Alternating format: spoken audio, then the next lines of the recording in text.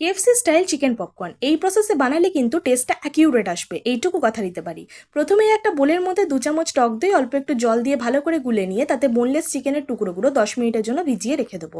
এবার পপকর্ন মশলা বানাবো, তার জন্য মিক্সিং জারে কাশ্মীরি লঙ্কা, লাল লঙ্কা, গোলমরিচ গুঁড়ো, নুন, বিট নুন, চিনি, চাট মশলা, আমচুর পাউডার, আজিনামোটো, অরিগ্যানো, 2 টুকরো দারচিনি ভালো করে ব্লেন্ড করে নেবো।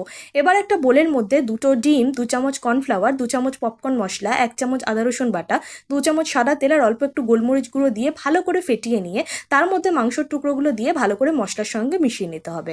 আলাদা একটা বোলের মধ্যে 4-5 চামচ ময়দা, 2 চামচ পপকর্ন মশলা আর পরিমাণ মতো নুন মিশিয়ে রাখবো। এবার মাংসর টুকরোগুলো প্রথমে এই ময়দার মিক্সচারের মধ্যে দিয়ে তারপর ফ্রিজের ঠান্ডা জলের মধ্যে একবার ডুবিয়ে নেবো।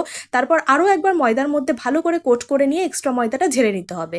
এবার সাদা তেলে ডিপ ফ্রাই করে নিলেই ready KFC style chicken popcorn. গন্ধটাও কিন্তু অ্যাকিউরেট আসে।